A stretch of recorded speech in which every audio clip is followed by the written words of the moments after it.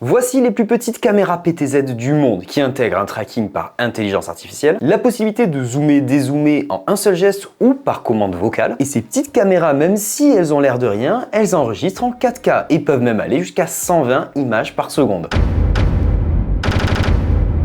Oui, ce petit truc là. Si tu streams ou tu fais des visios très régulièrement et que tu veux améliorer ta qualité vidéo et également ton suivi, ton tracking, t'es tombé sur la bonne vidéo parce que je vais te parler de ces caméras Hubspot Tiny 3 et Tiny 3 Lite, avec également son petit micro-cravate qui tue. Tu verras. Bienvenue sur la chaîne YouTube Technologie, moi c'est Sel et je vais te faire gagner ces caméras, en plus de les tester et te dire ce que j'en pense. Pour les gagner, rien de plus simple, tu poses un petit commentaire sous la vidéo avec le nom de la marque, Hubspot. Il faut absolument que dans ton commentaire il y ait ce mot-là écrit comme ça et que tu sois abonné à la chaîne YouTube et à partir de là, tu participes pour gagner ça. Et au passage, vu que tu es abonné, tu pourras voir toutes les autres vidéos que j'ai fait sur des tests de produits high-tech et profiter de la chaîne YouTube. Et trop bien cette chaîne YouTube. Comme ça. Donc comme je te l'ai dit, aujourd'hui on teste ces caméras qui sont des caméras PTZ. Donc PTZ, pour ceux qui ne savent pas ce que ça veut dire pan, tilt et zoom. Pan, c'est l'axe comme ça. Tilt, c'est l'axe comme ça. Et zoom, c'est l'axe comme ça. Ça vient zoomer. C'est des caméras que tu retrouves énormément dans le monde événementiel, audiovisuel, quand tu as des captations multicaméras, mais que tu retrouves pas forcément dans le grand public. Et là, le fait d'avoir ces caméras-là petites, qualitatives et dispo à l'achat pour le grand public, à des prix qui sont pas très chers pour des caméras PTZ que tu vas voir qui sont dingues, clairement ça fait plaisir. Ces deux caméras, c'est donc la Tiny 3 et la Tiny 3 Lite, qui font respectivement 63 grammes et 73 grammes. Oui, la Tiny 3 Lite est plus grosse que la Tiny 3 classique, mais a un capteur plus petit. Un capteur d'un demi-pouce là-dedans, contre un capteur qui fait quasiment 1 pouce sur la Tiny 3. Ça montre que Hubspot veut essayer de compresser le plus possible en mettant la meilleure qualité vidéo possible pour que tu aies des objets qui encombrent pas beaucoup. En parlant d'encombrement, cette Tiny 3, elle vient livrer avec sa petite housse pour pouvoir se déplacer. Ça va venir protéger la caméra comme ça. Tu vas pouvoir mettre le câble USB-C vers USB-C qui est fourni directement avec la caméra. Tu as un adaptateur USB-C vers USB-A si jamais tu as un ordinateur qui a un port uniquement USB-A pour connecter cette caméra. Mais tu as aussi sa petite charnière de support. Alors, une fois replié, ça rentre très bien dans la housse. Ça se plie, on part en voyage et nickel. On va pouvoir faire des visios quand même, ou des streams. Mais cette petite charnière qui est totalement détachée de la Tiny 3, tu la retrouves intégrée dans la Tiny 3 Lite. Tu vois, c'est intégré à la caméra. Tu vas pouvoir venir poser ta caméra directement sur un écran. Juste comme ça, et tu retrouves même sur le dessous un pas de vis pour pouvoir la mettre sur un trépied. Donc la Tiny 3 classique, elle a le pas de vis qui est intégré, mais son dessous est aimanté pour venir relier ça à la plaque du support à charnière que tu viens fixer sur l'écran. Tadam! Magnifique, hein? Ce système d'accroche est ultra polyvalent. La Tiny 3, tu vas pouvoir venir l'accrocher partout. Vu que c'est aimanté, vu qu'il y a le pas de vis pour le trépied et qu'il y a ce support pour les écrans, là j'ai un truc métallique. Voilà, je viens de la poser contre le truc métallique à 90 degrés. Là, si ça glisse, ça tombe. Tu la vois pas? J'aimerais te montrer avec un truc aimanté par là. Ça, la caméra, je la reprends. Tu vois ce joli petit support de micro aimanté? Boum, caméra posée sur le support. C'est aimanté, c'est trop bien. Boum, poum, aimanté, poum, aimanté, poum, re-aimanté. Trop cool. Bon, en plus de ces caméras, Hubspot, ils font également des micros. Alors ça, c'est un tout petit micro-cravate que tu peux venir acheter en pack avec les caméras ou tout seul, qui va te permettre d'avoir une bien meilleure qualité de son dans toutes tes visios, dans tous tes streams. Au lieu d'avoir un micro qui te passe devant, tu mets un micro-cravate comme j'ai là. Et c'est trop bien parce que ça arrive également dans une petite housse dans laquelle il y a une bonnette anti-vent, dans laquelle il y a un câble de recharge, même une petite base de recharge, un petit collier si jamais t'as pas de quoi accrocher ce micro-cravate, et il vient également être aimanté à ce collier. Donc plutôt efficace, mais il vient également avec un aimant, ce qui permet de le mettre par exemple comme ça. Ça me fait penser à une super marque qui fait la même chose. DJI.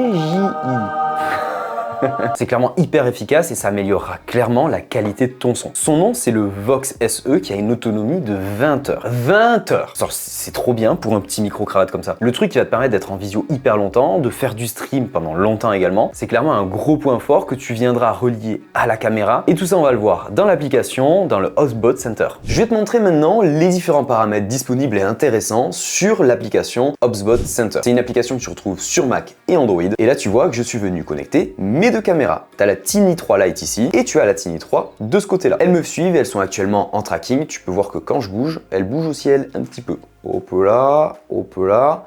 Elles me suivent. Et tu vois que sur l'application, on arrive à voir l'image en 4K 30 fps. Je peux voir les deux caméras, mais je peux même en connecter jusqu'à 4 en même temps et venir modifier leurs paramètres. Alors là, dans l'application, j'ai la caméra numéro 1 qui est sélectionnée et on peut voir les différents paramètres qu'on retrouve identique dans les deux. Tu as la possibilité d'enregistrer à haute fréquence, donc 1080p 120 fps. Honnêtement, pour le streaming, pour des visioconférences, pas forcément besoin du 120 fps. Vaut mieux enregistrer en 4K 30 fps, ça suffit largement. Plutôt que faire du ralenti, à part si tu utilises ces caméras pour filmer, je te conseille pas forcément d'enregistrer à 120 images par seconde. Tu as une option qui est le suivi d'IA. Le suivi d'IA, c'est ce que j'ai à l'heure actuelle. Les deux caméras me suivent et sont traquées sur moi. Donc si je vais à gauche, hop là, mes caméras elles le suivent. Et si je vais à droite, hop là, les caméras elles suivent. Ok? Ça, tu peux l'activer en mode solo comme je l'ai actuellement. Si je le désactive, les caméras ne me suivront plus. Enfin là, je l'ai désactivé que pour la Tiny 3. Si je passe sur la Tiny 3 Lite, je la désactive aussi. Les deux caméras vont rester fixes et là, je me déplace et je me barre quoi. Et elles suivent plus le mouvement. Tu peux faire la même chose quand tu es en mode groupe ou en mode solo. Moi, je réactive le mode solo.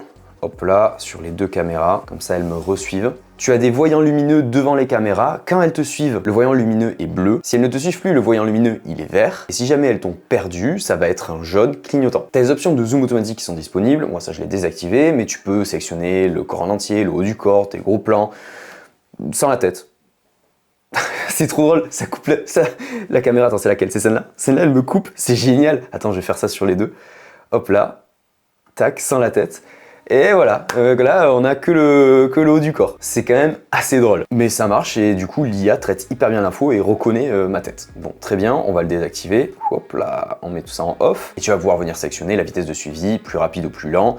Là, je vais me mettre en mode rapide sur les deux cams, comme ça tu vas voir. Tac, je suis en mode rapide. Rapide, c'est vraiment très très rapide. Un suivi, mais genre tu vomis avec la caméra.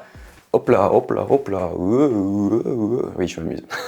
Mais du coup, ça marche très très bien, ça me suit hyper bien. Et clairement, c'est trop rapide pour faire du streaming. Il vaut mieux laisser en mode standard et lent. C'est assez smooth. Si tu bouges pas trop et que tu es sur une chaise, honnêtement, garde le mode lent. Ça te permettra d'avoir une meilleure stabilité sur la caméra. Nous, on laisse en mode standard parce qu'on est debout et on bouge un petit peu. Donc les caméras vont continuer à nous suivre. J'ai activé l'option suivi assisté par source sonore. Ça, c'est hyper bien. Les caméras, elles sont équipées de micros. Chacune ont des micros à l'intérieur. Donc elles peuvent capter le son de toi qu'on viendra écouter tout à l'heure pour que tu connaisses la qualité du son des micros intégrés aux caméras, mais surtout, elles peuvent détecter qui parle. Si tu as par exemple 15 personnes devant les caméras, l'intelligence artificielle va traiter l'image pour savoir qui parle visuellement avec les lèvres qui bougent, mais elle va également savoir qui c'est qui parle grâce à ce micro d'entrée. Et le cumul des deux fait que la caméra ira chercher automatiquement la personne qui parle. Ça, c'est une option qui est hyper bien. Si tu es plusieurs en stream, les caméras elles vont justement passer d'une personne à une autre en fonction de qui parle. Tu as une option de pré-réglage, tu peux enregistrer des positions sur ces caméras. Tu peux enregistrer jusqu'à 3 positions. Ces positions, c'est des positions fixes que tu peux avoir si jamais tu déballes des objets en live et que tu veux que la caméra elle revienne vers toi. Tu auras juste à sélectionner ces options-là ou les rappeler par commande vocale. On pourra faire ça tout à l'heure, je te montrerai ça. Vue et cadran, c'est tout simplement un joystick pour pouvoir commander la caméra. Là, par exemple, je la fais tourner. Tu la vois juste ici, elle est en train de tourner vers toi. Et comme je t'ai dit tout à l'heure, le petit voyant, il est passé en jaune parce qu'il ne me reconnaît plus, il ne me voit plus. Et là, tu vois, il va même venir me rechercher. Voilà, et il est repassé en bleu. Je l'ai vu en bleu devant moi. Et donc du coup, il continue son suivi de personnes. Dans les paramètres, on a vu la partie console et les options les plus intéressantes. Dans images, tu vas pouvoir modifier tout plein de choses. La mise au point, si tu veux qu'elle soit automatique ou pas. Si tu veux une mise au point globale ou sur le visage de la personne. Tu vas pouvoir modifier l'exposition aussi de ta caméra. Le nombre d'ISO limite de la caméra qui t'évitera d'avoir un gros grain dans l'image. Tu peux même modifier la balance des blancs. C'est assez dingue. Moi, je laisse ça en automatique. Ça gère ça très très bien. Et la qualité de ton image. Si tu veux plus de contraste, plus de saturation, un autre ton. Bref, tu peux modifier tous ces paramètres-là de qualité d'image. Dans la partie plus, on a un truc ultra intéressant qui est le contrôle gestuel. Donc, si jamais je fais ça avec ma main, ok, ça va arrêter de me suivre. Là, j'ai cette caméra qui a clignoté en vert, qui a stoppé le suivi. Si je mets ma main devant cette caméra, normalement, voilà, elle a clignoté, elle est en vert, et là, si je bouge, elle me suit plus. Si jamais je refais le même geste devant cette caméra, hop là, elle a clignoté, elle passe en bleu, nickel. Cette caméra, voilà, elle clignote, elle devient bleue, et là, elle me resuive. Ça, cette partie gestuelle, elle est trop bien. Là, par exemple, je vais zoomer dans l'image. Si je fais un petit L avec mes doigts, cette caméra zoom, et si je fais un petit L, voilà, elle a zoomé, nickel. Dès qu'elle a vu mes doigts se placer, elle a zoomé. Donc là, il y a plan serré sur ma tête, et ce facteur de zoom, tu peux le modifier. Là, je l'ai mis à 2, mais tu peux aller jusqu'à 4. Donc on va dézoomer en faisant le L encore une fois. Donc là, le L est passé, et là, le L, il est passé. Ah, le problème, il est que quand une caméra détecte et l'autre non, on a des fois des zooms. Bon, du coup, alors vas-y, reviens. Voilà, super. Donc là, toutes les deux, elles sont en plan large. Tu peux faire la même chose avec un zoom dynamique, en faisant un double L. Alors attends, il faut que je le fasse bien. Si tu fais ça et tu fais hop là, les deux caméras sont mises à clignoter, et il y a eu un petit zoom, je vais le refaire. Hop là, tu zoomes? Ouais, alors ça zoome et dézoome. Ok, quand t'es en stream, tu vas pas t'amuser à faire des zooms comme ça. C'est un peu drôle pour montrer des choses. Et si tu veux revenir à ta position initiale, fais un petit dézoom juste avec le L. Voilà. Et le problème, c'est que j'en ai une qui zoome et l'autre qui dézoome. Donc du coup, je vais faire sur scène là, dézoom s'il te plaît. Elles s'inversent toutes les deux. Alors attends, ne regarde plus toi. Hop là. Voilà, super. On est zoomés tous les deux. Maintenant, dézoomez-vous toutes les deux. Voilà, c'est parfait. Cette commande gestuelle, tu l'as également en commande vocale. Alors, il faut savoir hyper bien parler anglais. Soit tu le mets en anglais, soit tu le mets en chinois. J'imagine que c'est du chinois, parce que je ne sais pas lire le mandarin, donc du coup, bon, ben, j'imagine que c'est du chinois. Mais nous, on va le dire en anglais, et cette option, elle va être hyper bien pour activer, désactiver la caméra quand elle sera en veille, quand elle sera pas en veille, et également faire un suivi. Donc là, si je lui dis oralement, si je leur dis à toutes les deux, unlock me, avec mon meilleur anglais, voilà, elles ont clignoté toutes les deux, elles sont maintenant en vert, et là, elles me suivent plus. Et là, si je mets track me, mon anglais est trop nul, elles n'ont pas détecté. Track me. Ok, elles ont clignoté et là, elles vont me suivre. Vu que tu connais mon niveau d'anglais qui est égal à ça, tu te doutes que c'est un peu compliqué de parler aux caméras. Et surtout qu'il y a une option pour dire de zoomer. Alors là, on va rigoler. Zoom in closer. Ok, ça marche. Nickel, les deux caméras, elles ont zoomé sur moi. Et maintenant, alors là, zoom out further. Oh, ça a marché! Alors, le dernier mot, further, là, mon accent est nul. Faut vraiment mettre un accent, parce que si tu le dis à la française, genre zoom in closer, ah, ça marche aussi, d'accord. Zoom out further, ah, ça marche aussi. Ok, bon, ça va. Tout à l'heure, quand je l'ai dit avec un accent minable, ça fonctionnait pas bien. Tu as la possibilité de les mettre en veille, du coup, par commande vocale. Donc là, si tu lui dis sleep teeny, ah, ben là, par exemple, ils n'ont pas compris. Sleep teeny. Ok, avec un meilleur accent, ça a fonctionné. Bon là, tout le monde s'est mis en veille, ça s'est arrêté. Et du coup, il faut la réactiver. Et pour réactiver ça, il faut dire « Hi, Tini ». Et voilà, ça marche pas. Soit tu le fais sur l'application directement, mais mon accent est très pourri. On va le refaire. « Hi, Tini ». Ok, elles s'activent toutes les deux. Ah, nickel. Et pour qu'elles me resuivent, « Track me ». It's me. Ouais, nickel, ça fonctionne. Ok, la commande vocale fonctionne, faut vraiment avoir un bon accent anglais, ce qui n'est pas mon cas, mais je trouve ça assez fun. Alors la gestion de l'audio, je te l'ai dit, il y a des micros qui sont intégrés à ces caméras. Donc, soit tu choisis d'avoir le micro intégré avec plusieurs modes, le mode spatial, le mode pur, le mode intelligent, le mode directionnel, le mode bidirectionnel. Bref, ça je te laisserai chercher dans les paramètres, on va pas fouiller tous les paramètres du monde. Moi, ce que je veux te montrer, c'est qu'il y a la possibilité d'ajouter ce petit micro. Ce petit micro, quand je l'allume, il va clignoter en vert. Ah ben là, il s'est connecté automatiquement. Mais je vais pouvoir lui dire directement dans cette option-là que la Tiny 3, je vais lui associer le micro HubSpot qui est ici. Donc là, on a notre petit micro qu'on peut venir clipser parce qu'il y a un petit aimant juste ici. Là, j'ai mon micro à moi et le micro qui enregistre justement le streaming. Ce qu'on va venir faire de suite, c'est un petit test de micro pour savoir comment enregistre le son la Tiny 3 Lite, mais aussi ce micro-là. Là, tu m'entends avec le micro de ma caméra, et quand je vais regarder la Tiny 3 Lite, par exemple comme ça, là, tu entends le son qui est enregistré directement depuis la caméra. Voilà, je m'appelle Sébastien, j'ai la chaîne YouTube Testnologie, on fait une vidéo de test de produit. Là, on enregistre le son avec la Tiny 3 Lite. Comme ça, tu te fais un petit peu un aperçu du son qu'elle enregistre. Je peux continuer à bouger, m'éloigner un petit peu pour voir si ça capte bien le son. La caméra me suit. Et si je me rapproche un petit peu plus, le son devrait être peut-être un petit peu meilleur et capter un petit peu mieux tout ça.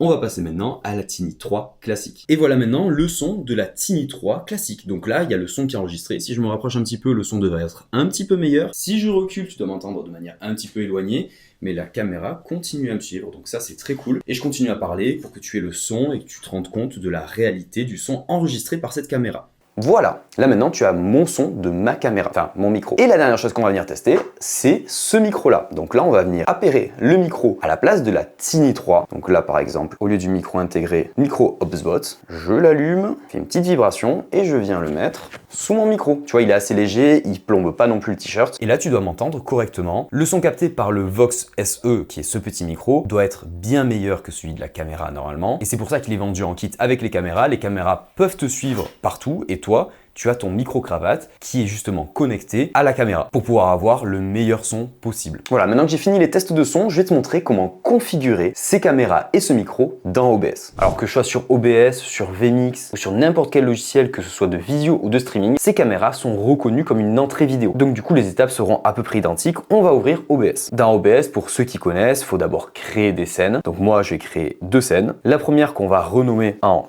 Tiny 3 et on va en créer une deuxième qu'on va appeler Tiny 3 Lite. Ok?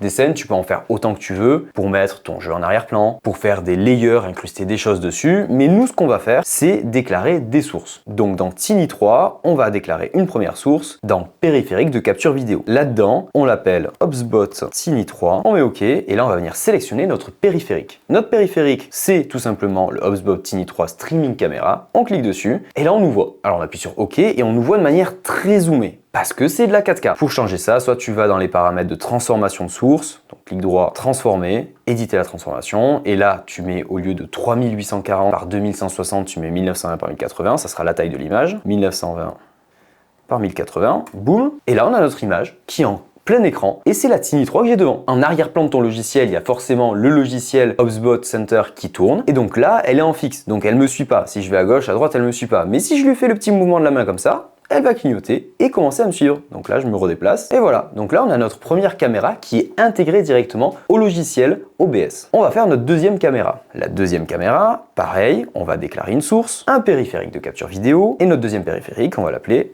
HubSpot Tiny 3 Lite. On met OK et là, on vient sélectionner notre deuxième caméra qui s'appelle Tiny 3 Lite Stream Camera. Elle est juste ici. Je la montre du doigt d'ailleurs.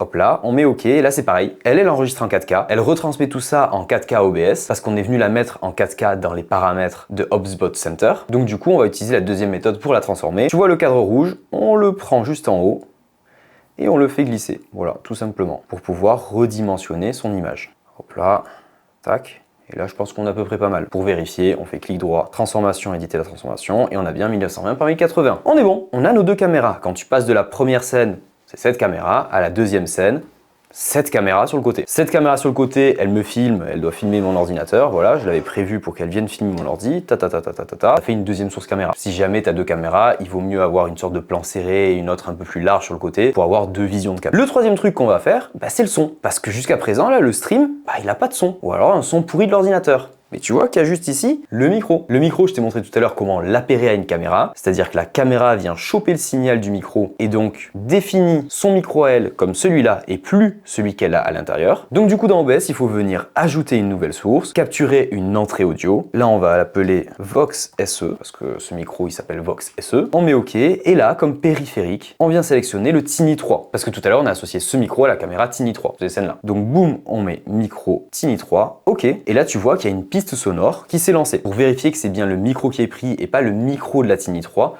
on va tapoter sur le bord de la Tiny 3. Et tu vois, pendant que je tapotais, le vumètre, le signal sonore, il n'a pas bougé. Alors que si je commence à tapoter là-dessus,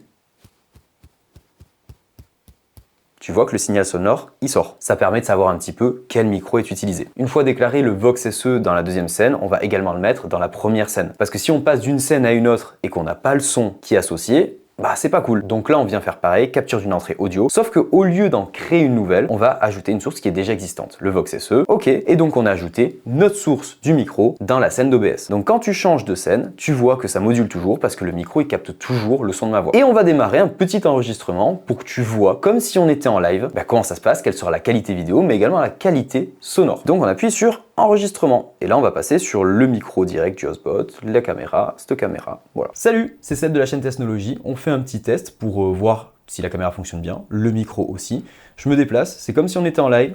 Voilà, je me promène un petit peu partout et je vais passer sur ma scène numéro 2. En passant sur ma scène numéro 2, tu vas voir, le micro, il fonctionne toujours et on voit la deuxième caméra qui sert juste à me faire des poètes là sur mon ordinateur. Voilà, c'est tout. Et là, je suis revenu sur la scène numéro 1 et tu entends toujours grâce au micro du HubSpot et je peux sauter, hop là, la caméra elle me suit, je peux descendre. Olé, olé. Voilà, la caméra continue à me suivre. On va stopper l'enregistrement et repartir sur la cam principale. Hop là, voilà, t'as tout. Tu sais comment faire un stream. Faut rajouter, bien sûr, par-dessus des overlays, des backgrounds, ton chat, tout plein de choses que tu vas venir personnaliser à ta sauce. Mais la base, tu l'as. Pour intégrer une caméra à l'intérieur d'OBS, c'est super simple. Et ça se fait clairement en 3 clics. N'oublie pas que ces deux caméras-là, je te les offre et tu peux participer en commentant sous cette vidéo HubSpot. Faut que ce soit intégré dans une phrase. Genre, elles sont trop pratiques ces HubSpot là.